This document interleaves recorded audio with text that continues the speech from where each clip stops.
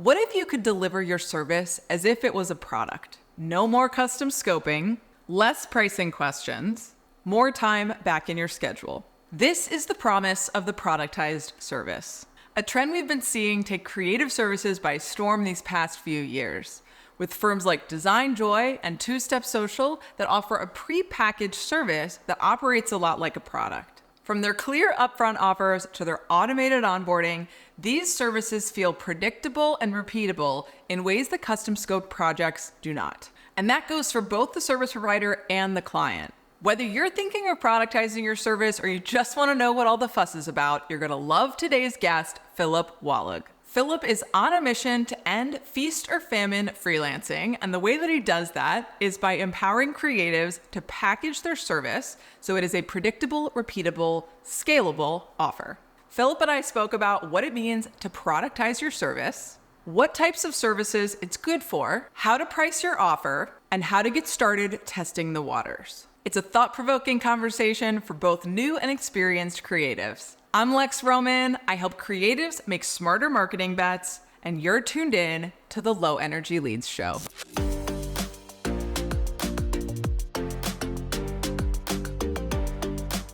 Philip, great to have you on the show. I'm so excited for our conversation. Likewise, it's been on my agenda for a while, and definitely looking forward to it. I'm sure we'll have some fun. Yeah, absolutely. Philip and I have been talking behind the scenes for months because productizing services has come up with growth trackers, with clients of mine, and I think it's a really cool emergent space. So today we're going to get into what does that mean and how do you do it? But before we talk about that, I want to talk about your experience working for yourself because you've done a lot of freelancing. When did you start working for yourself? So I actually started freelancing or trying to build my own business when I was 17, 18, and I was still studying. I ran a web design company for about 7 years, which failed miserably when I really got into freelancing and went doing all my own thing. So my first switch from trying to land website projects to real UX freelancing was when I started reaching out to large Dutch digital agencies. So instead of trying to land customers or clients directly, I first looked for partnerships at agencies, because one of the benefits, of course, when you do get a nice partnership with an agency, you get more work than from a single customer. I did that for a couple of years, worked out really well. I got to work on projects for Lego, Adidas, and that opened up a lot of doors for me. And after that, I've been freelancing for, I think, 12 years in and around Amsterdam. Worked for a couple of really big names, which I'm really proud of. Yeah, that's amazing. It's quite a journey. You've been a very successful freelancer and an agency owner. So what are some of the things that you've seen in all those years of client work that made you go, I think that you said something to me that was like, freelancing isn't a healthy business. What did you mean by that? And what are some of the things that made you go, I'd like to work differently than this? I think that remark relates to a few points, but to begin with, when I started with building websites, I was really targeting small businesses because those were easy to reach. The truth is they didn't have much buying power, but also a website for them wasn't that important at the time. So whenever I would dive into questions such as what value do you offer? How do you stand out from your competitors? The reply was always, stop asking me these difficult questions. I just need a website. So I think the first part of that is to make sure that you're actually solving a valuable problem and that you're also finding the clients who are willing to pay for that. So I think that's the first part of that. But the other part, what relates to the unhealthy side of freelancing, is actually the hourly billing or having an hourly rate or working on an hourly rate. Because if things go well, you're able to work faster. Maybe you're building up some sort of design component library, either in Figma or Webflow or whatever your poison is. And because of that, you're able to work faster. And your hourly rate will cap somewhere. But now that you're able to work faster, does that mean you should earn less? And I think that's somewhere a point where at least the hourly rate model breaks. So there's definitely nothing wrong with freelancing. I absolutely love it. And it's not for everyone, truth be told, but if it's your thing, it's absolutely amazing. But it's very important to be able to build your business in a way that works for you. And working on an hourly rate is definitely one of the challenges. And also messes with your consistency. So one of the things we talked about earlier was that feast and famine cycle. And I think that's one that a lot of freelancers can relate to. And when you don't have a lot of work, you do a lot of sales, and hopefully you get a lot of work because of that. But then all of a sudden you're like overbooked and you're working day and night. And the first thing that you do is that you stop doing your sales and your outreach. So when your projects end, then all of a sudden it's a little bit too quiet once again. Yeah. Super common to be heads down in client work and then take your foot off the gas in terms of marketing and sales. And I think your highlight of capacity is also omnipresent for freelancers. It's like, how much is my capacity? So if I take on a project that's like, let's say 20 hours a week, do I really have 20 other hours? Or is that really more like 5 to 10? Because 20 billable hours is different than 20 lived hours, for example. Yeah, definitely. And I think freelancers often start in this place, as maybe you did when you were 17, of here's the kind of thing I do, come to me and we'll create a project together. But you recently have made this shift towards something called productized services. What is a productized service? To me, productization is really figuring out what is actually the problem that you're solving and how can you solve that problem with a guided process. So how do you get from A to Z, and how do you get there as effective and efficient as possible? So, for example, I've been a UX designer and specialized in design thinking. And these types of projects are very often bespoke projects. They're always one of a kind. Sometimes you do more user research or less research. Maybe you do some more user testing or prototype testing. So it's really hard to say this project, it's almost like a box of cereal that you can grab off the shelf in the supermarket. If all your projects are always different each time, it's very hard to become effective, and that relates directly, of course, to the hourly rate part. So to me, a productized service is really saying, well, hey, you have this problem and I'm able to solve it going from step 1 to step 5. And whenever you find another client, maybe in the same industry or at least someone with the same problem, you're able to solve that with your productized service, with the same product, and you don't have to reinvent the wheel once again. Yeah, I love it. It sounds so compelling, doesn't it? A question I have about productized services is, what do you see the difference between the idea of like packages and productized services? What's the main difference there to you? I would say that with packages, well, packages are essentially still a productized service, but I think you can always upsell. So if I would give an example to that, you can say, for example, maybe you have some sort of a kickoff version of your project or a sprint zero or a way that you start your project. Let's say, for example, you can apply automation towards that. So you can say, well, hey, we're doing this project. It's really awesome. I have this template email that I can send out, and it asks a couple of questions. So who will be involved in the project and what is their role? What is their contact information? Once you have that, you might automatically send out another email with announcing like, hey, everyone, welcome to the project. I have this intake form, which can be Typeform or whatever form tool you use, to already collect information. And by doing that, you already have a lot of information. Once you have that, you can actually, with Calendly, set up the appointment. And you completely got rid of the kickoff moment, that first session. So with that, you're already saving a lot of time, working more effective. So when you think about packages, you can think about what type of service is it, or what type of productized service is it? Is it a done for you service, which I'm doing all the work, or are we doing it together? Or are you doing most of the work, or maybe do it yourself? And I think when you talk about packages, and of course, that also affects price by quite a lot, you can also say, well, if you do it yourself, it's a little bit cheaper. If we do it together, it's a medium price. And if you want me to do it, it'll be a lot more expensive, because you kind of already know that it'll take up more time. But the question is also, will it be better? So at the end of the day, even if you have different packages, I would always say, does it offer more value? Does it add more value? I also think there's the mindset of creating a package is almost solving for what you said earlier about hourly rate, where it's like the mindset of a package is more like the custom scoping work of like, let's figure out what this project size is a lot of free labor that freelancers and service providers are giving to the client before they get paid. And so packages, I think, solve for that. When you talk about productized services, you're talking about Calendly and the onboarding and things like that, removing the kickoff call. What I hear is that there's more process that you're solving. So not just upfront, what's the project going to cost and be, but also how do we work together in a way that is streamlined and predictable and repeatable? Yeah, I think it's really important for people to understand that it's not only, of course, you do want to be able to wrap it all in a package and say, hey, you can buy this and you know what you will get. But then at the same time, when I talk about productized services, I think it's really important that you also take the time to figure out how can I do this as effective as possible.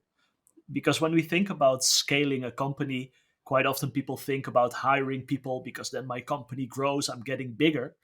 But at the same time, you could say that your business is growing when you're increasing your capacity. So instead of hiring people, what could you do? Could you maybe reduce the amount of time or effort a project or a product takes for you to deliver by 50%? Well, that means in a way that you've grown. I love it. I love it. And now you've shifted from doing the work for all of these incredible brands to now helping people productize their own services. Can you tell our listener what you're doing now? Yeah, so I've noticed that I am staying in my field. So I've been looking for creative freelancers who are either struggling with the consistency in their business, saying, well, they experience that feast and famine challenge. They have a hard time either communicating, hey, this is exactly what I do, not knowing how to sell, not knowing who to reach out to. So I've been putting together a 3-month program, as you would call it, called the Productizer program, in which I help creative freelancers to really figure out, hey, who are you as a person? So there's a personality test as well, understanding your own strengths and weaknesses, things that you would find challenging. We cover what types of industries you would find interesting or maybe have experience in. Of course, also what is your absolute allergy? What is the stuff that you really don't want to do? And then figure out together what problems are within that industry that would suit your skill set and your personality to really build a productized service around. And the next steps, of course, involve building some sort of a one-pager and validating that offer, because I'm still throwing in my design thinking knowledge on that part as well. And then figure out, well, okay, do we have something here? Are we now able to reach out to people and, for example, say, hey, I've been speaking to people in your industry. I know that these are the problems they're dealing with, and you might be as well. I've been able to help them. Would you like to hear how I've been helping your competitors? And it's more of a getting comfortable with reaching out to people and telling the story and asking questions and getting into calls with people without trying to, well, what some people think sales is, like jamming something down their throat, really figuring out what problems do they have and how can you as a freelancer help them solve that problem. People really struggle with the idea of like niching into something. And I find that when I work with a service provider who feels like they're too broad, they're serving too many people, they'll just sort of like choose an industry out of a hat sometimes. And they'll be like, I'm working with mechanics now. And it's like, okay, where, sort of where is that coming from in the realm of who you are and who you serve best?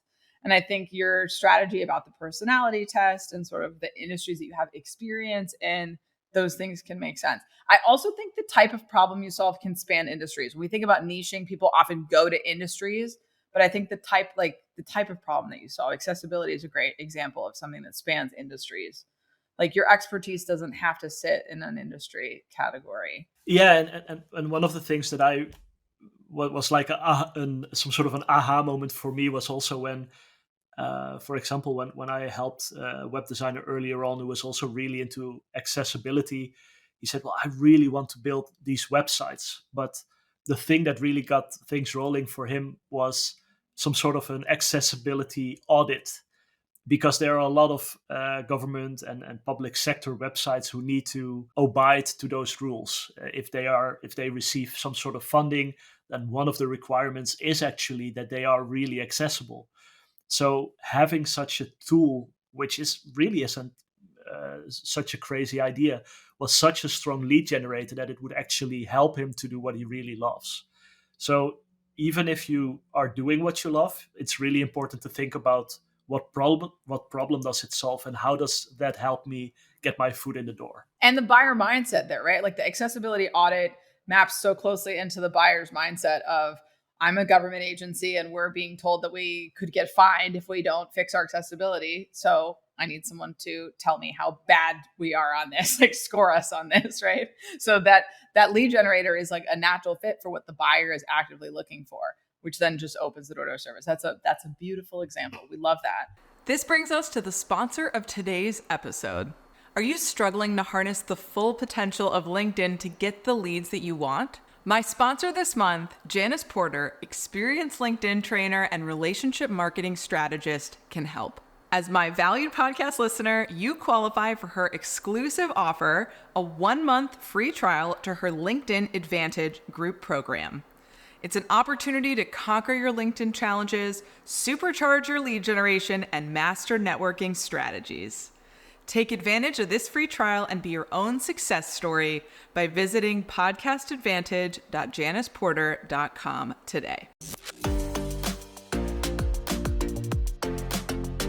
In terms of for our listener, I've got folks who listen to this podcast who are designers for sure, but then I have people in other spaces, copywriting, photography, audio engineering.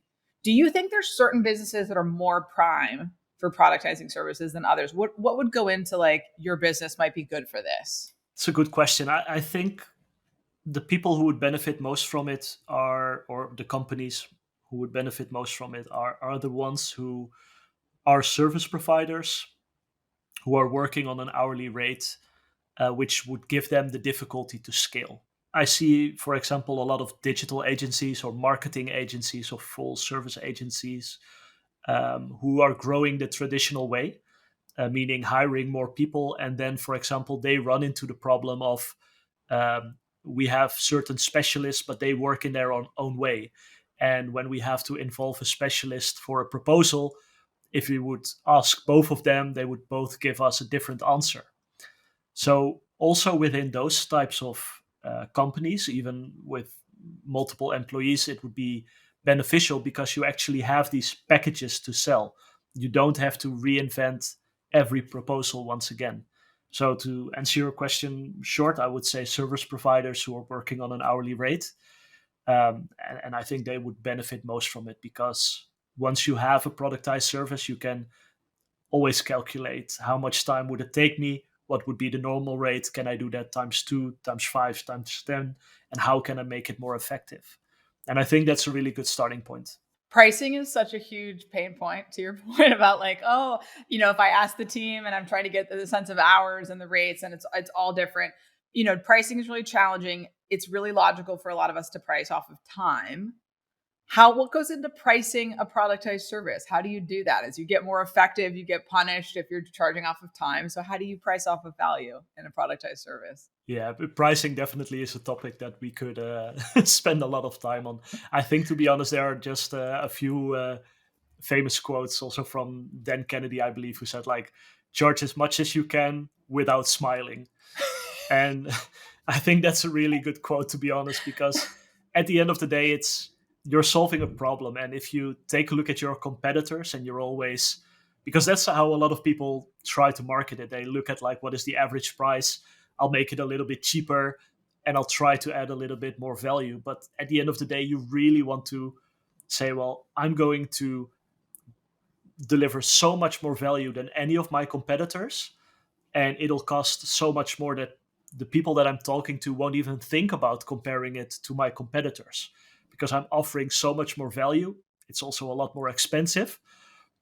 But that's the important part, because once you get to that point, it's really a few things happen. People also have some sort of relationship with value and price, because if something is more expensive, it's perceived as more valuable.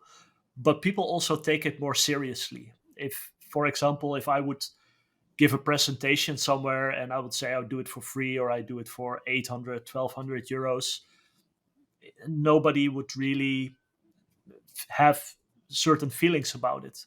But if I would charge 20,000 euros and people would say, okay, someone is coming, we paid a shit ton of money for it, you guys better attend, this is really important. And it kind of, it sounds kind of silly, but in a way, of course, that does hold true to a certain point. But in all honesty, you should be realistic with your pricing. I mean, you do need to know your market, you do need to know your audience. And for example, if you're saying, hey, I'm going to help people find a job, so I'm going to focus on unemployed specialists, how to make the perfect portfolio, you know exactly the type of things that I'm talking about, you can't charge a premium price for it, because there are people who are unemployed, so their buying power is pretty much under pressure. So no matter how much value you generate, if they can't afford it, they can't afford it. So there should always be a bit of ethical, realistic pricing, I would say. Philip, when somebody is looking at productizing their service with you, what are some of the things that are involved in that process? So if you're looking to productize your service, I would first really be clear on what it is that you're doing, and what really excites you. Because at the end of the day, the most important thing is that you do something that you really enjoy and really love, and don't try to like force yourself into something that doesn't make you happy. And I would say look for a specific industry, or a specific type of company that you would say, I have a network with them. I know a bunch of these people. I understand it. I understand what challenges they face, and really dive into that. And if you are currently serving different types of clients from all different industries, like take a moment to sit down and think about what projects did I do that worked really well, and which products were a bit meh, or they weren't that great. So which clients were you really able to make super happy, and why was that? So what is your magic between what you do and that industry, or that type of client, or maybe the type of project? And then really try to research that a bit further, try to talk to other people in that industry, try to see if more people are experiencing that problem, but for them it's also important and urgent to solve. And we already covered that buying power part, so I'll leave that out. But that's the first thing you want to do. And I think it's more important to really find a problem that you're passionate about solving than the way you solve it. Because at the end of the day, a client or customer doesn't really care about your product or that super cool, happy, fancy things you do. They just want their problem solved. So I guess a lot of people also don't want to do the same thing for 10 years. But if you do become the expert on that topic in that industry, and you become known for that, you can always change your product. I love that framing of, you're really focused on the problem area and your expertise, and not as much on the product or the way that you're packaging it, because that can get stale for you after you've done it. So maybe you switch. You're doing accessibility consulting work, and maybe you change that into a different package, right? But you're using the same expertise. I think that's a really strong framing, because it can get really tiring to do this, to solve the same problem, frankly, over and over again. Yeah. And who hasn't had that thought, like, am I going to do this for 10 years? There's no need to think about, are you doing it for 10 years? If it's something that is that like sparks excitement in you right now, just do it. Try to capitalize on it. And I don't mean that by try to make as much money off that, but try to use or leverage that momentum to really go in on that part. I'm curious for enterprise clients, like as a service provider, if you're working with enterprise clients, like big brands or big companies, have you seen pushback about productized services? Because they tend to be like the most precious about, oh, no, we're a special flower and we need our own scope and everything. Have you seen pushback, or what's that like? Yeah, that's a tough one. I must say that from the productization part, the closest thing would resemble, for example, a design sprint. And for those who maybe are familiar with AJ and Smart, I think that's a really good example of a productized service, because you're actually saying, well, hey, if you have a problem with a product, or maybe an onboarding, or something isn't working in your app, or you maybe need some new feature to compete with your competitors, whatever, then a design sprint is a productized service that you're able to offer. And then the question becomes, well, what does a design sprint cost? And you can say, well, a design sprint takes 4 days. The 2.0 version, if you want to do the original, it's 5 days, whatever. And okay, we also do an iteration. So it's 8 days. Okay, so is it the equivalent of 8 days in hours? Well, we also do it with 3 people. So, okay, but then you always keep hanging on that hourly rate. And if you say, well, you have this problem, we're able to solve it. We can do a design sprint from beginning to end in a month, including preparation and all the reporting and the outcome. And this is what it costs. And then you have your price. And of course, there will always be companies who say, well, how many hours will it take? And then you can say, we don't even have an hourly rate. This is what we charge for a design sprint. And you will always find organizations and people who would say, well, we can't work this way, and that's unfortunate. But if you are able to communicate that you can solve the problem that they're having, at the end of the day, it's always the price is what it costs and the value is what you get. So if you're able to communicate the value that they will get from it, the cost is just the cost. Amen. Print that on the mug. If you can communicate your value, the cost is just a cost. I love that. So good. We're going to be using your pricing quotes next time. I'll set up a t-shirt. Please store. do. Print on demand. I'm curious, on a lighter note, are there any tools you find yourself recommending a lot for sort of the back end processes of a productized service? Yeah, I would highly recommend Zapier or something similar. Being able to tie your different tools together is an absolute must. And a CRM, in my opinion, is an absolute must-have. Quite recently, I've fallen in love with Adio, which is ATTIO. And the cool thing about it is that it's a CRM, just like any other CRM. Think HubSpot, Salesforce, or whatever. But it's really minimalistic. It's really clean. You can very easily configure any additional fields that you would like. And it automatically syncs with your Google account. So if you use Gmail and Google Calendar, for example, what it will do is that it'll link all the emails to your contacts, but also the appointments. So you can actually sort your contacts in your CRM with when was the last time I had a meeting with someone or email conversation with someone. And it saves up a lot of manual labor to get everything in the CRM. Calendly for appointments. If you want to use some sort of community or courses, there's of course Circle, or as a competitor, Podia or Kajabi. But to be honest, I would really start as simple as possible. And I do think, things like Typeform are often overlooked, like having a good form. I think that's an absolute time saver. So if you think about the tools that we have available to us right now. So think about an intake form in Typeform, but combine it with some AI summary from ChatGPT. That's for all of a sudden a really good lifesaver. We love saving time. Philip, if you could give one tip to our listener about getting started with productized services, what would that be? Don't spend too much time building the product.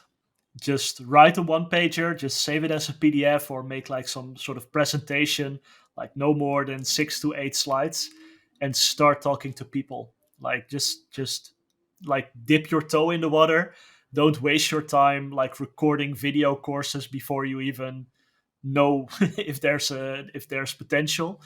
I made that mistake far too often. And start talking to people about your idea of solving one of their problems. And if people say, this sounds really interesting, when are you launching, or can I sign up? That's when you know you have something. And find a couple of people before you build your product, and don't overthink it. Quite often we think that we need to have this full fancy 4K shiny solution for it. But if you take a look at some of the current people who are killing it online, like Justin Welsh, for example, it's just a PDF with like a Loom video. It's nothing crazy, but yeah, I would really recommend start with that.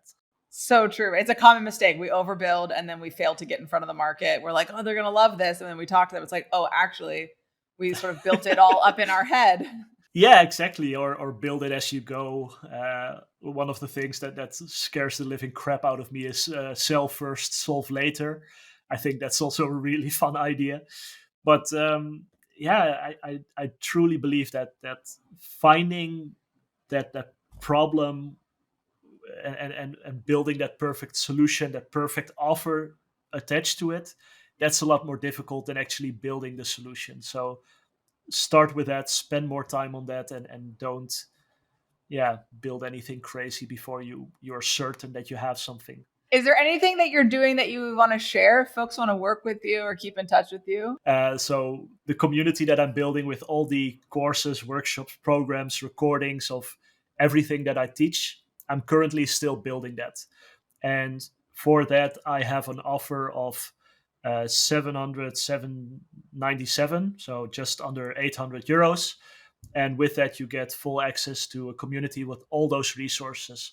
But since I'm still building that up, I'm actually throwing people in a monthly group where they can ask me anything as long as it's prepared ahead of time.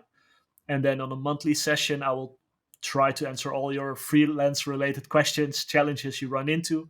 And if I'm not able to answer it in that monthly session, you have my word that I will create a video or a resource that will be in that community. So you can now actually benefit for a limited time from my 12-month guidance for the price of that you normally just get the without Philip product for. So that's up right now, and you can of course visit my website philipwallage.com. If your Dutch isn't like mine, that's perfectly fine. You can also go to philip.nl and you will be forwarded. And of course, reach out to me on LinkedIn and X, and hugs and kisses and confetti cannons, champagne, everything. You can That's find my that. plug. You can find that link in the show notes in case you can't spell it. I love it. It's great to hear the pronunciation. Philip, thank you for encouraging us to work smarter, not harder. Thank you for being on the show today. It's been an absolute pleasure. Thank you so much for having me. Philip has a whole system for how he turns custom scope services into productized offers. He has a crash course available right now that you can take to find out if productization is right for your business. Find that link in the show notes and connect with Philip to learn more. Coming up on November 9th, I'm doing a free training with web designer Christy Price on how to crack the formula for finding your buyers. This is my most popular training for creatives scaling up, and if you haven't joined us before, register at the link below. If you liked this episode, you might also like the interview I did with systems strategist Devin Lee. Devin and I talked about how to choose systems as your business grows, what to automate, how to pick tools, and we looked specifically at some of her amazing relationship trackers. Go check that episode out if you haven't seen it before. Until next time, keep your energy low until you know the value will be high.